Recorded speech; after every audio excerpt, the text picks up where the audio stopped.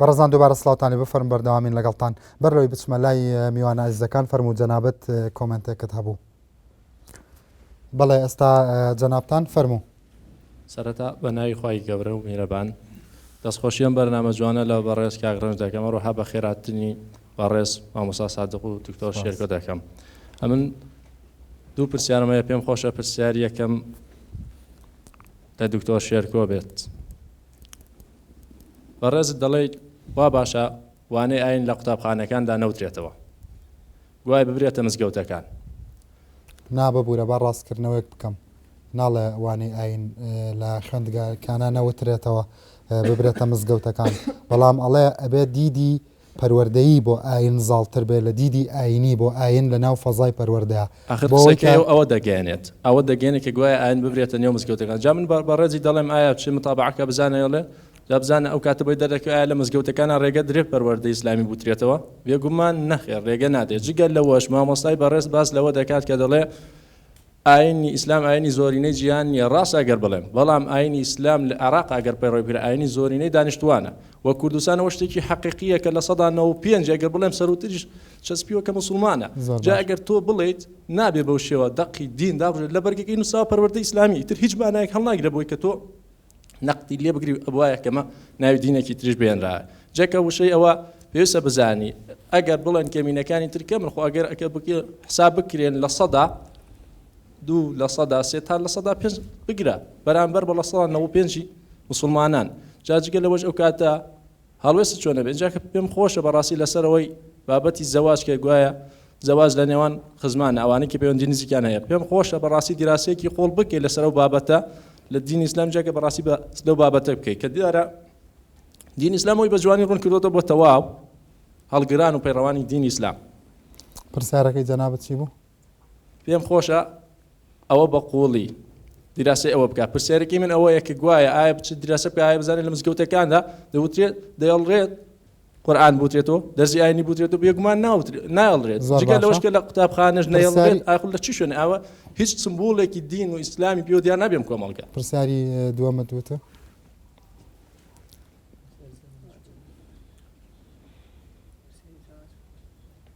پرسیاری دووەم ئەوە بوو لەسەر زەواج کە گوایە زەواج لە نێو خزمانە شتێکی نابەجەیە. من پێم خۆشە پێش ئەوەی سەر لەسەر ئەو بابەتەکە بەڕێز دکتۆر شێرکۆ دیراسەیەکی قوڵی ئەو بابەتەکە ئەنجاکە لەسەر ئەوە ڕاو بۆ چوونی خۆی بڵێ بێگومان ئاینی ئیسلام فەرزی نەکردووە کە زەواج لە نێوان خزمان نزیکەکانە بکرێت. ئێمە کۆمەڵێک هەڵسەنگاندن و پلەمان هەیە بۆ ئەوەی کە زەواج لەگەڵ کێ بکەین نەیکەین و بێگومان هەروەکو دکتۆر سادق وتی ئەمڕۆ تێست هەیە کە ئەو کاتە بابەتە دەرئەخات لە پێش زەواج. زۆر باشە سپاس بۆ بەڕێستان مەمنون. فەرموو قوربان. بسم الله الرحمن الرحیم. دەست خۆش بێ کاگڕنج. من دوو پرسیارم لە دکتۆر شێرکۆ هەیە، بەڵام پێشتر یەک جملەی سقورات ئەڵێم جملێکی زۆر جوان ئەڵێ ئەگەر بمانێ هەر شتێک نەمانزانی پێناسی بکەین کاتە نەمان ناسیوە. پرسیارێکم ئەوەیە ئایا دەرخستنی بۆ مناڵی خواخوایە ئایا دەرخستنی ناوڕۆکی هەر شتێک نیشانی ئەوەیە کە کەسی بەرامبەرکەم ئەم جملەیە خوێنێتەوە نیشانەیە کە تۆ سکپڕێکی بە مطلق و ڕەها. دووەم ئەگەر بەپی پێشنیارێکی دکتۆر نەگەیشتۆمە بەستت چییە؟ ئەگەر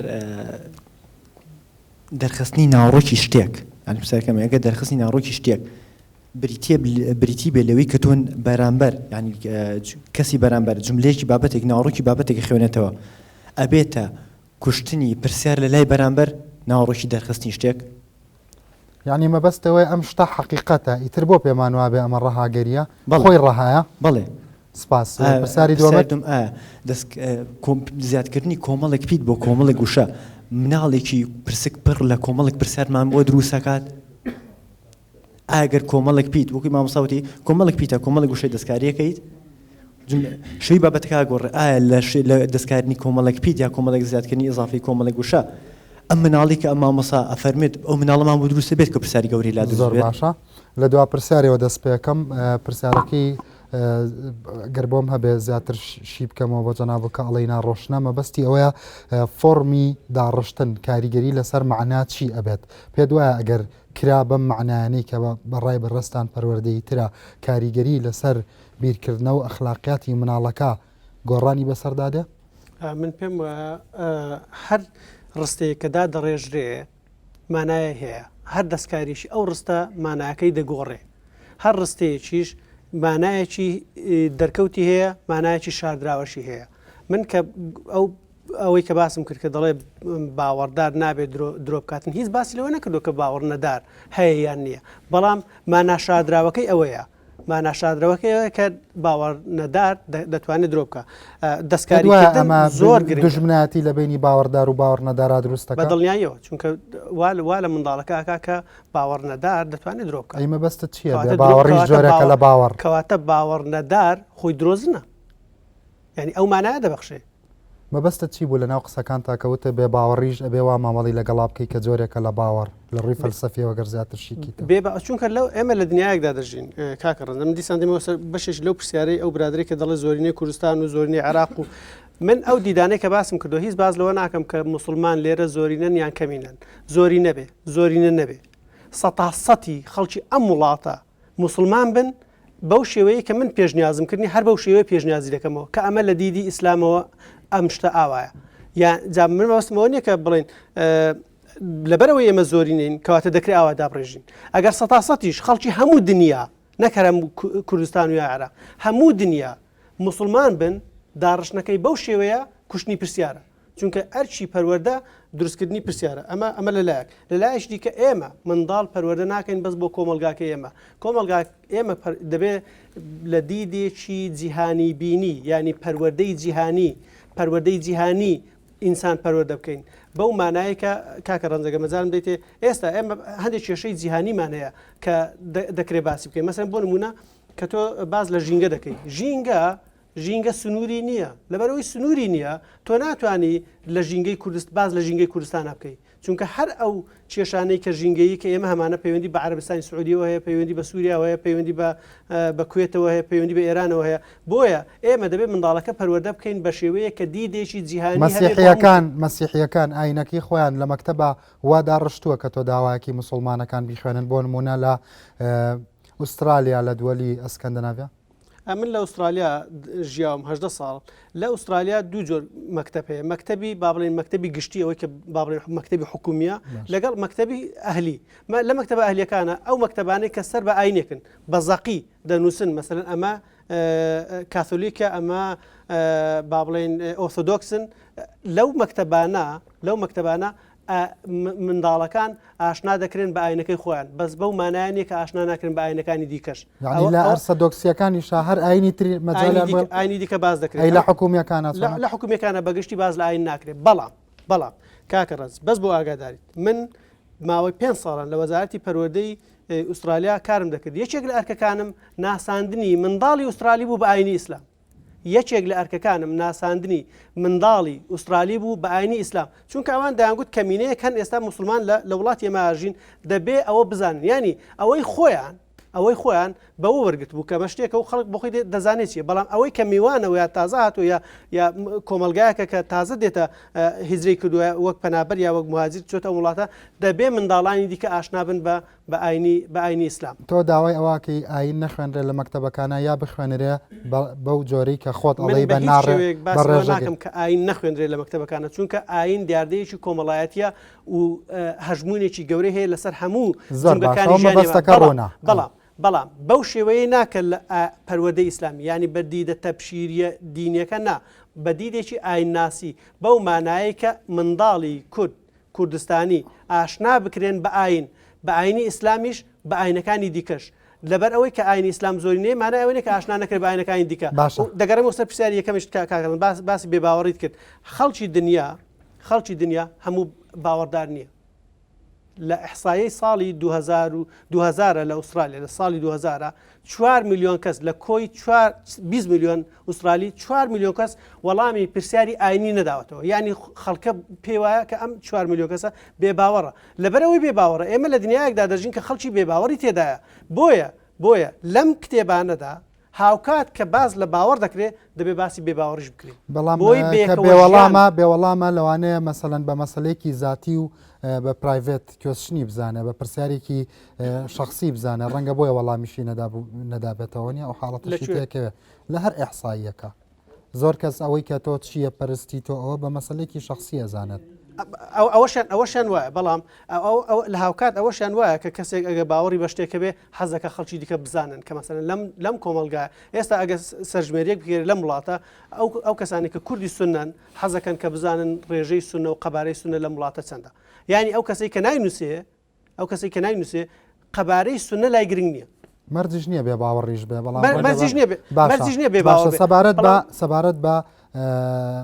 مەسەلەی ژن و ژنخوازیەکە دوا کۆمنتی ئەو بەڕێزە قسەت چییە؟ ئەمن تاکە کۆمنتم من عالم نیم ینی من عالم نیم کە لەو شتە بکۆڵمەوە بەڵام من تەجروبەم هەیە تەجروبەی ئەوەی کە خەڵکانێکی زۆر خزمانێکی زۆری ئێمە ئەوانەی ژن و ژنخوازیان کردووە لە ناو خۆیاندا منداڵەکانیان جێگەی داخە کە با بڵێن پەککەوتە دەرچوون یا تووشی نەخۆشیەک بوون لە ئاکامی ئەوە بەعلم من هاتوچۆم کردووە لەگەڵ کەسانێکە کە خزمی خۆمان چوومەتە لای دکتۆر لای پرۆفیسۆرەکان تەنانەت ئەوانەی هەر بۆ مامۆستاش مەسەرن تەنانەت لە ئوسترالیاش ڕێگری لەوە نەکراوە ناتوانێت ڕێگری لەوە بکرێ ئێمە خزممان هەیە کوردانی ئەوێ لەوێ دانیشتونە بەداخەوە منداڵەکانیان پەکەوتە دەرچوونە لە ئاکامی ئەوەی بە زەقیش پێیان دەڵێن ئەمە لەبەر ئەوەیە چونکە تۆ ئامۆزاکەی خۆت هێناوە یا خاڵۆزاکەی خۆت هێناوە زۆر باشە زۆر باشە سەوەکەی پێ فەرمو قوربان مامۆستا ئاماژەی بۆ کرد باسی ئاینە جیاوازەکان بکرێت لەژێر ناوی پەرۆدەی ئیسلامیە ئەمە هەندانە بۆ مناڵی کورد یعنی بۆ غەیری دینی ئیسلام وا بگەێنێ کە مناڵی کورد هەم بدرێ بۆ ئەوەی غەیری دینی ئیسلام دینێتر بناسنەوە باسی ئەوشەکە لە ئوسترالیا باسی هەموو دینەکان نەکرێت بەڵام لە کاتێکە باسەکرێت کە بە دینەکەی خۆیان قەنەعەتی تەواویان کردووە ئەجا وەکو زیادەیەک ئەڵێ ئەم دینانەش هەیە بارمەتی پرسیارەکەت چییە؟ پرسیارەکەم بەس ئەوەیە کە لە وڵاتان باسی غەیری دینی خۆیان نەکرێ پێشەوە دینی خۆیان نەچەسپان و لە مێشکیان ئەجا باسی وەکات لە وڵاتی خۆشمانە پێویستەوە بکرێ نەگەر یەکسانکردنی ئاینی ئیسلام بە ئاینەکانی تر پێشەوە ئاینی ئیسلامی پێ بناسنێرێ بە کەسەکان زۆر سپاس دەکەم فەرموو من کاکەجان ئەمە لە دوو دیدی زۆر جیاوەتەوە شتەکان دەکەی کاکە ڕەنج ئەویش ئەوەیە کە من باسی پەروەردە دەکەم کاکەجان تۆ لە ماڵەوە ئازادی چۆن ئاین لە منداڵەکەی خۆت دەگەێنی بەڵام ئەوەی من باسی دەکەم دەستگای پەروەردەیە دەستگای پەروەردە لە وڵاتان لە هەموو شوێنێک دەستگایەکی حکومیە دەستگای حکومی ئەرچی بە ئیسلامکردن بە مەسیحیکردن بە یەهودیکردن بە بێباوەڕکردنی خەڵک نییە باوەڕ پەیوەندیەکە لە بینی خۆت و خودای خۆتدا هەیە بۆیە ئەمە بە ئەرچی دەستگای پەروەردە نازانم من ئەمە شتێکی دیکە منداڵی کورد بە ئاینێکی دیکە بناسیێنرێ یانە ناسیێنرێ مانای ئەوە نییە کە تۆ لەوێدا دەیکەی بە یەهودی یا دەیکەی بە مەسیحی تۆ دەبێت بیناسیێنی بۆ ئەوی بزانێ هەیە کاکەجان ئێمە لە دنیایەکدا دەژین بە تەنها ناژین لەبەر ئەوەی بە تەنها ناژین دەبێت بزانین ئەوانی دیکە چییە هەنگاوی یەکەم بۆ لێک تێگەیشتن لەوەوە دەست پێ دەکات کە ئەوی دیکە بناسی ئەوی دیکە وەک خۆی بناسی ئەوی دیکە قبول بکەی بۆ ئەوەی ئێمە بتوانین بەیەکەوە بژین بەیەکەوە ژیانیش دیسان دووبارەی دەکەمەوە مانای ئەوە نییە بەس لە وڵاتی خۆمانە لە کوردستانە بەیەکەوە هەڵکەین بەیەکەوە بژین یەکدی قبولکەین دەبێت لە تەواوی دنیادا ئێمە بەیەکەوە هەڵکەین بەیەکەوە بژین بەیەکەوە یەکدی قبولکەین زۆر باشە فەرموو وەکو ماوەسا ئاماژە پێگر ئاشکرا لە ماڵ و دایک و باوک هیچ مستەوای وایە نییە مناڵەکان پەروەردە بکەن بۆیە لە ماڵ و دەریانەکەن بۆ قوتابخانە لە قوتابخانەش ئاشکرا وەکو عەقیدە و بیر و باوەڕێک بە مطلقی بگەێنرێ وەکو دینەکان تر ئیشارەی پێ بکرێ ئەوە لە قوتابخانەش دەرکرا و هیچ فێر نەبوو ئەی لە مزگەوتەکانش ئاشکرا لە ڕووی چی حکومت بیان لە ڕووی ئەحزابە بەدەستکەوتنەوە مەکتەبەکان یان لە مزگەوتەوە ناخوێنێ باشە مناڵ لەکوێ پەروەردە بکرێت لەکوێ عەقیدە و بیر و باوەڕێک وەربگرێت کە باوک و دایکی ئەیانەوێت لێی لەکوێوە پەروەردە بکرێت ئەو کات زۆر باشە بەڵام بەڕاستی چەند جارێک ئەو شەیە ئەوترێ مەسەڵەن مەبەستم ئەوە نییە ئێستا پرسیارەکەتی ئاراستاکەم بەڵام چۆن لە کۆمەلگای ئێمەدا مەسەڵەن لە مزگەوتە ئاین هەموو جمعەیەک بەدەنگی بەرز ناتە ناو ماڵەکانەوە مەبەستمەوە یعنی هەستەکەی قەمعی دینی هەیە لە وڵاتی ئێمە قسەیەکە وەکو ئەوەی کە کێش و مەشاکل لە مجتەمع ئەمڕۆ ئەبینی لە کاتی وتارەکە ئامادەیە بێ یەکسەر بچێت بۆ تاقیقاتێک لەسەر فکرەی تەرحی کرۆ بۆی نیە ئەو لێ منعی کۆمەڵشت حەکا وەکو دینی ئیسلام حرامی کردوێ ئەخر ئەو لێ ئەوە بۆی نەبوو ماوەساکان هەمووی مەسەڵەن اقتصادێکیان لە ڕووی دینیوە لێ کراوە لە ماڵش دایک باوک نیەتی لە مەکتەبشەوە لێنرە ئەخر لەکوێم خەڵکە بگات بە ئەو عەقیدە و بیر و باوەڕی خۆی کە ئەیەوێت کاکەجان من پێم وایە پەروەردەی ئاین ئێمە دەبێت تعریفی بکەین ئایا شتێکی تایبەتمەندی کەسەکەی یان نا ئەگە شتێکە تایبەت بە کەسەکان ئەوە ئەرچی کەسەکانە کەواتە ئەرچی دایک و باوکە و دەستگای دیکەشەیە مزگەوت مەسەرەن بەڵام پەروەەردە ئەرچی ئەوە نییە چونکە دەستگایەکی گشتیە بەڵام کاکەچەند ئێمە بۆچی پێمان وایە کە دەڵێن ئەو خەڵکە هەمووی زۆرینەی مسلمان ئەی لەشێ بە مسلمان کەواتە شوێنەکەیە کە لێی پەروەردەی ئاینی لێ فێر بووە لێ بووە بە مسلمان وانە ئەمە کە دەڵێن هەمووان مسلمانین کەواتە ئێمە لە شوێنەکە پەروەردە کراوین یعنی ئەم خەڵکە ئیلا لە مەکتەب دەبێ بکرێ بە مسلمان ئەم پێم وایە هەموو ئەو خەڵکی کە دێتە مەکتەب پێشەوەی بێتە مەکتەب نییە دایک و باوکی لە بنجویان خوێندووە منداڵی مسلمان کە لە دایک دەبێ یەکەمین شت کە گوێی لێبێ بانجی الله ئەکبەرە ئەمە لەلایەکی دیکە ئێمە لە دنیایەکدا دەژین کە ئەم دنیا پڕیەتی لە سەتەلایتی لۆکاڵ و جیهانی و عەرەبی و بە هەموو زمانەکانی دنیا ئیسلام بە خەڵک ڕادەگەێنن ڕۆژانە لە شارێکی وەک هەولێر لە شارێکی وەک سلێمانی زۆرینەی هەرە زۆری خەڵک دەچێت بۆ مزگەوتەکان کە دەچێت بۆ مزگەوتەکان کەواتە ڕێگە نەگیراوە لەوەی کە خەڵک فێرە ئاینی ئیسلام بکرێ یا پەروەردەی ئیسلامی بدرێتن من پێم وایە لە مێژووی ئیسلامەتیدا ئەو فەزایی کە ئێستا ڕەخساوە بۆ مسلمانان بۆ گەیاندنی پەیامەکان بە هیچ شێوەیەک ئەم فەزایە لە مێژووی ئیسلامان نەبووە چونکە تۆ ئینتەرنێت هەیە تۆ تویتت هەیە تۆ فەیسبووکت هەیە تۆ سەتەلایتت هەیە ڕادیۆت هەیە تەلەڤیزیۆنی ناوخۆت هەیە هەموو شتێک هەیە کە مەسەلەن بۆ دەبێ ئیلا بیللا لە مەکتەبە ئەم منداڵە پەروەردەی ئیسلامیشی پێ بگەێنرێ بەڵام خۆی کێشەکە بەس لەوەیان نییە کاکەجان بێزگەلەوە لەو پەروەردەیانە ئەمە پەروەردەی ئیسلامیش تێپەڕ دەکاتن دیدی هەندێک لایەن و حزبی ئیسلامی تێکەڵ بەوانە کراوە کە گەیەندراوە بە دلیلی ئەوەی کاکەجان نازم وەخت ماوەیانە مەسەلەن کە باس لەوە دەکات دەڵێ ئیسلام لە شوێنێکە کاکە ڕەزا ببینمەوە بەرنامەی ژیانە کە دەڵێ ئیسلام بەرنامەی ژیانە یعنی ئەلئیسلام هو الحل ئەمە دیدێکی ئایدۆلۆجی هەندێک لە حزبە ئیسلامیەکانی چ دنیای عەرەبیە چ دنیای ئیسلامە چ دنیای کوردیشە ئەم تێکەڵکردنە ئەمە تێکەڵکردنی فکرە تەنانەت لەو کتێبەشە لەو کتێبە باز لە پەروەردەی ئیسلامی بێزگە بە ئیزافەی پەروەردەی ئیسلامی باز لە فکری ئیسلامی دەکات تامان ئێمە دەزانین کە فکری ئیسلامی مەسەلەن وشەی لە بواری فکری ئیسلامی ئێمە باز لە فکری ئیسلام ئەمە پاکردنەوەی نووسینەوەی ئەم کتێبانە لە دیدێکی ئایناسی پاکردنەوەیەتی لە دیدی ئایدۆلۆجیا ئەم ئایدۆلۆجیایی کە دانەوێت لە ڕێگەی ئەم پەروەردەیەوە بخزرێتە نێو مێشتی منداڵانی کوردستان زۆر سپاس بسم الله الرحمن الرحیم من یەک پرسیارم لە دکتۆر شێرکۆ هەیە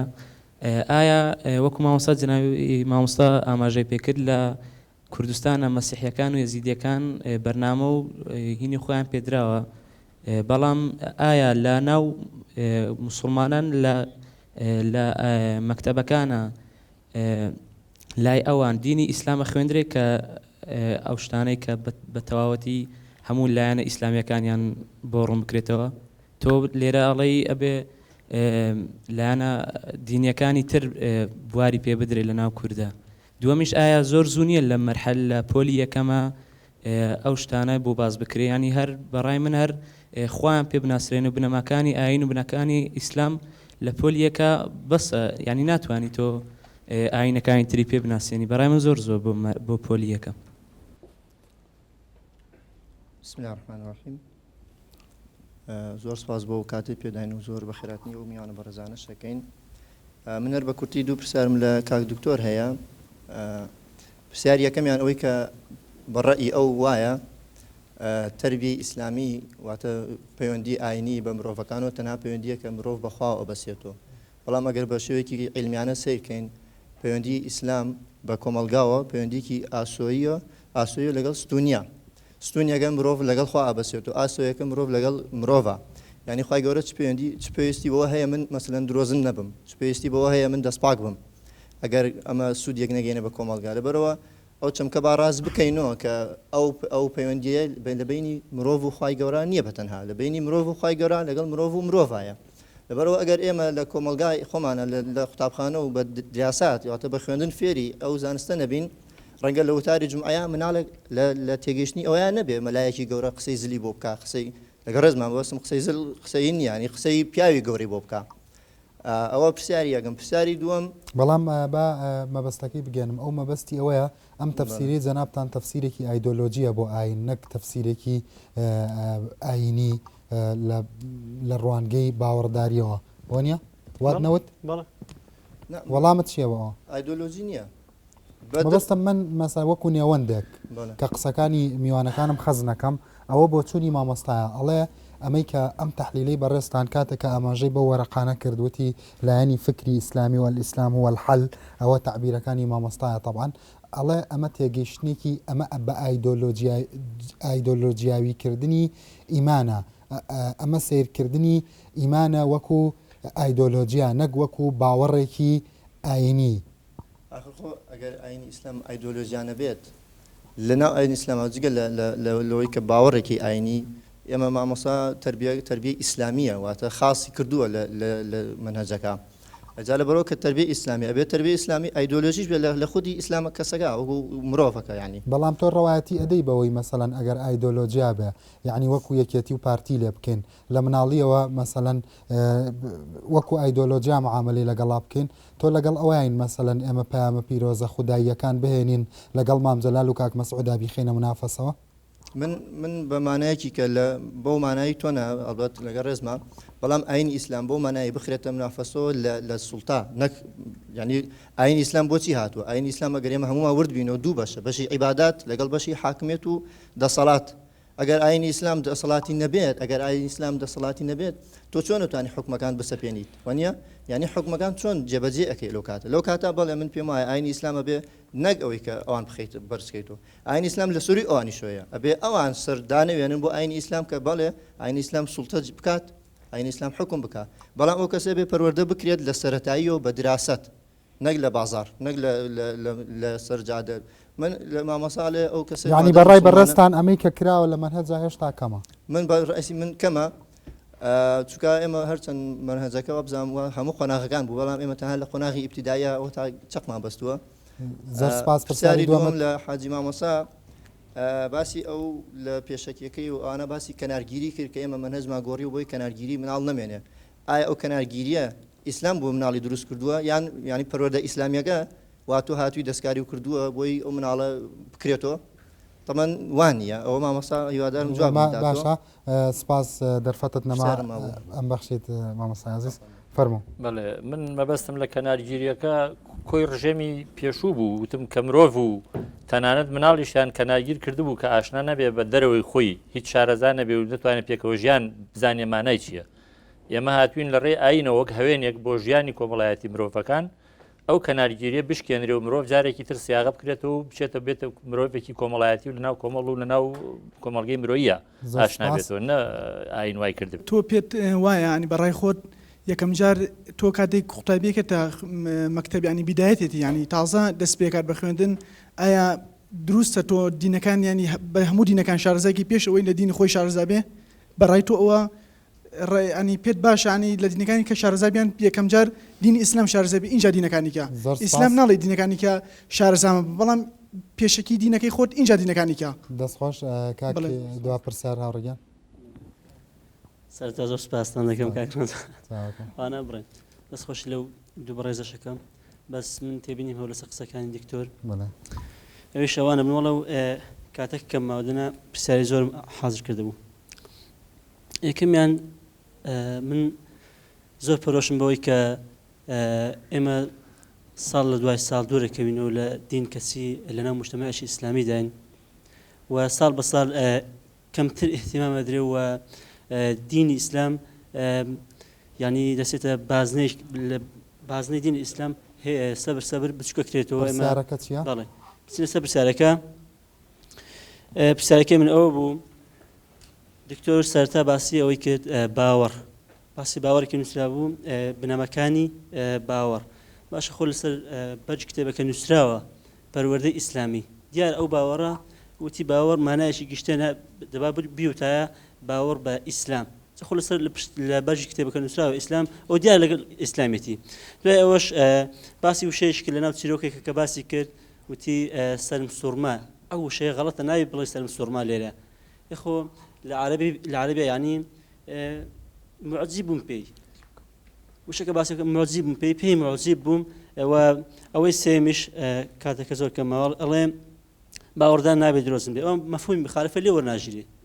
کەواتە ئەو هەر کەسێک بێتە ناو بازنە ئیسلام وایە ڕاستە نابێت درۆزن بێ و دەبێت ئینسانێک ئەگە پەروەردە پێرسە بنەمەکانی ئاین نابێت درۆزن بێ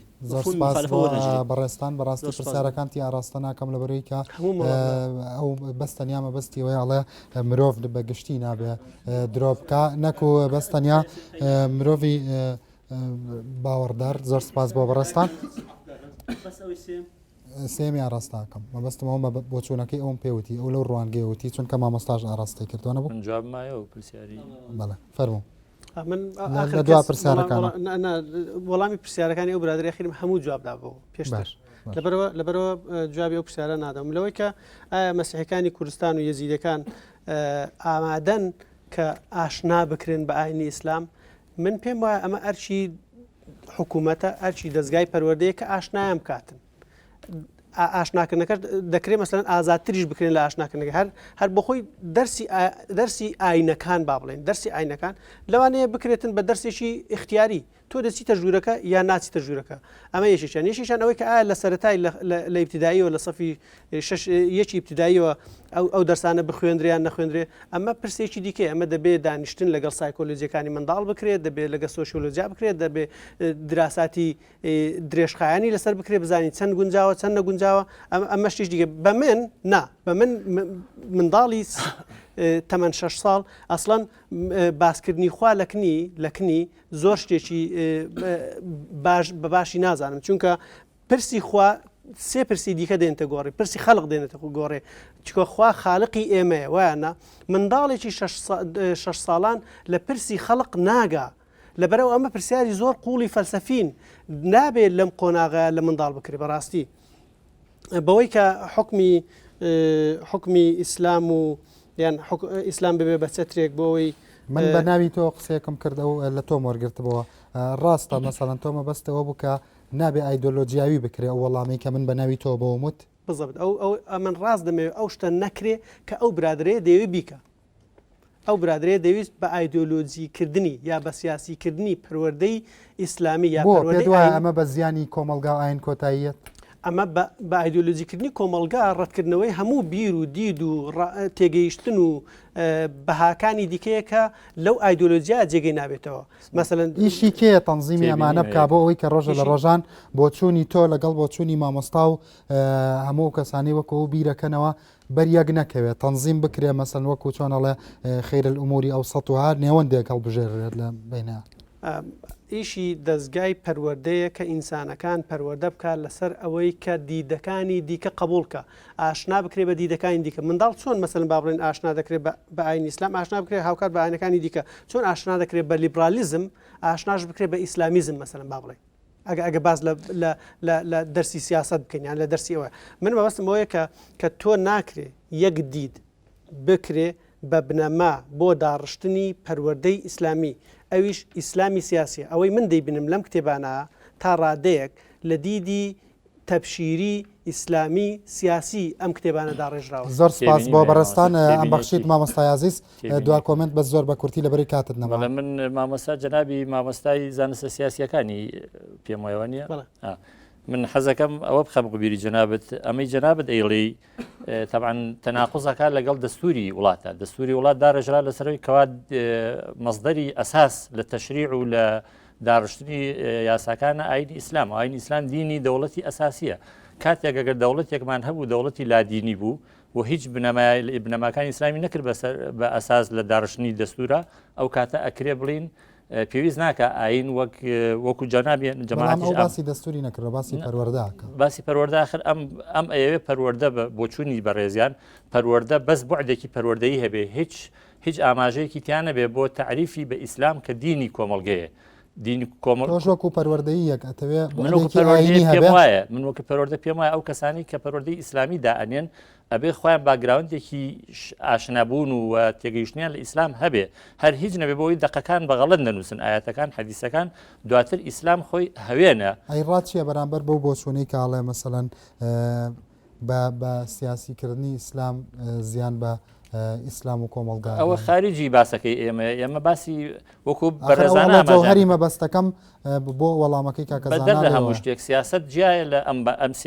خۆی ئیسلام سێ ڕەهەندە ڕەهەندی بیرروباوەڕ و عقیدەوە ڕەهەندی عیبادات و ئەمەیان کە شخص لەگەڵ خۆ ڕەهەندی معاملات و یعنی علاقە و پەیوەندی مرۆڤ لەگەڵ کۆمەلگە و لەگەڵ مرۆڤەکانی تر ئەمە ئەکرێت دوور بێت لە هەموو سیاستێک زۆر باشە دوا کۆمنتە بە کورتی بۆ مامۆستا ئەگەر قسەیەکەت هەیە دوا کۆمنتە لە کوتە کۆمنتێکی وام نییە بەغێرس ئەوەی کە بڵێم کە ئەمە ئەرچی دەستگای پەروەردە نیە دووبارەی دەکەمەوە بۆ